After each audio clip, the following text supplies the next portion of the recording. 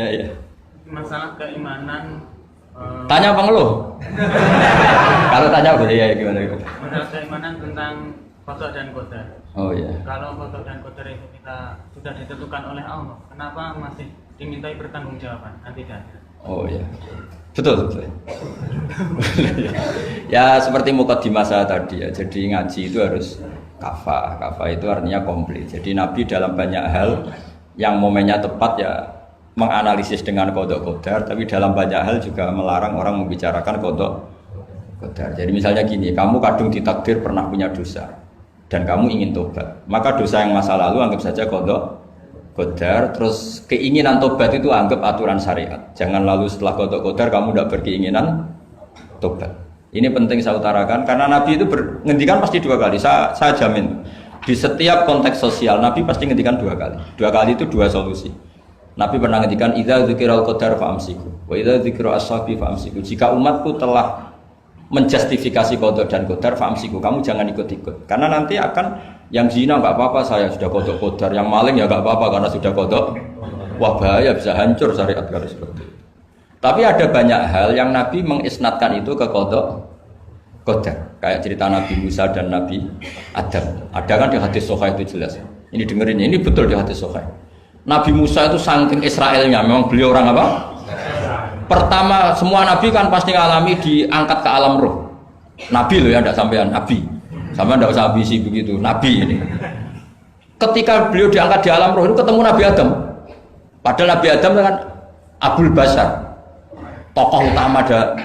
Pertama ketemu langsung ngomong gini, anta Adam, kamu betul yang namanya Adam? Ya saya Adam. Antal ladzi akhrajtan nasa minal jannati wa asqaitahum. Saya hafal hadisnya. Antal ladzi akhrajtan nasa minal jannati wa asqaitahum. Gara-gara kamu orang enggak hidup di surga. Jadi kalau sampean marah gara-gara kamu, saya harus cari uang sampai Korea gitu. Coba kalau kita masih di surga enggak perlu kerja di mana? Karena semuanya tersediakan, enggak punya istri jelek, semuanya cantik karena bidadari. Gara-gara jenengan kita harus keluar di bumi dan keluar dari surga.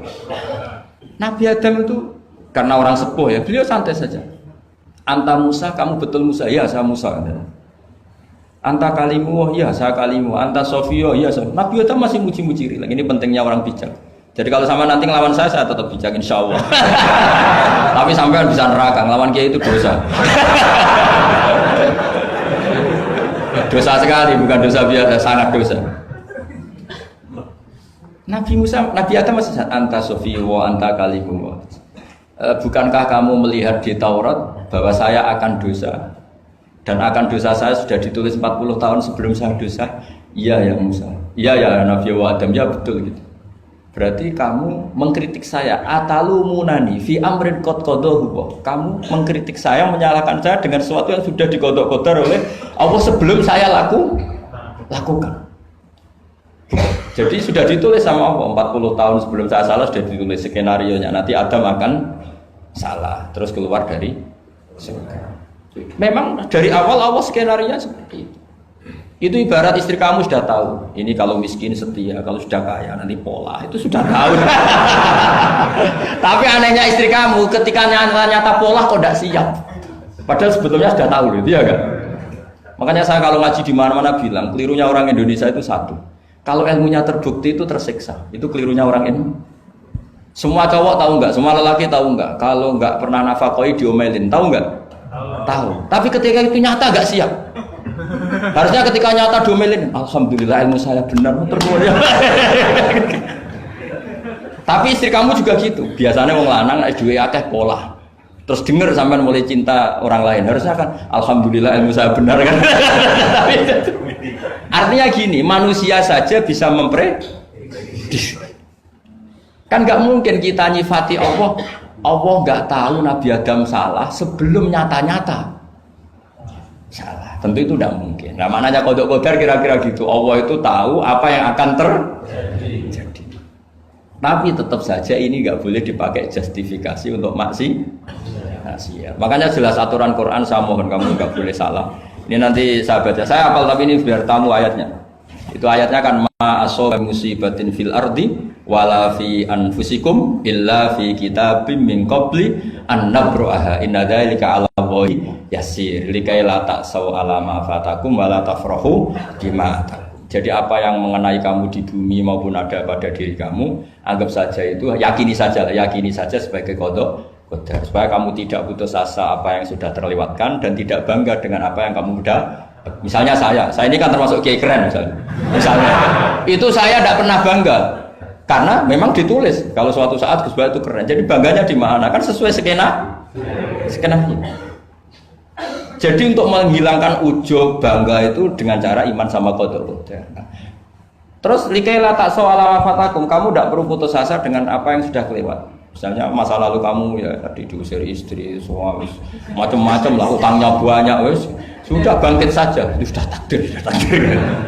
Jadi mungkin ada yang menyarikan, coba ini carikan, mungkin di surat Hadid itu apa yang nanti dicari ayatnya. Pokoknya ayatnya tadi apa? Ma asoba min musibatin fil ardi wala fi anfusikum apa illa fi kitabim min qabli an nabraha inna dzalika 'ala Allahi yasir likaila taksau 'ala ma fatakum wala tafrahu bima atakum. Jadi qada qadar ditulis supaya kamu tidak putus asa menyesali apa yang sudah kelewat dan bangga kumoluhur terhadap apa yang kamu dapat. Jadi misalnya Pak Jokowi jadi presiden, untuk menghilangkan ujub ya, memang sudah ditulis kalau akan jadi, ya biasa saja sesuai skenario. Ya sama seperti sampean suatu saat tua, terus untukmu coplok, terus dredeg-dredeg, kepleset tiba. Soalnya harus senang saja. Zaman kamu muda juga sudah tahu kalau nanti akan seperti itu. Gitu. Jadi kalau itu terjadi, ya sudah, memang akan seperti itu. Jadi ringan saja. Ini pentingnya ngaji. Jadi sesuatu itu mudah sekali kalau dianalisis dengan dengan ya cukup ya. Satu lagi aja kan. Kalau nggak salah itu surat Hadid. Biar ditahukan suratnya. Diumumkan siapa? Surat apa? Hadid itu. Hadid 22. Hadid 22 ya. Hadid 22.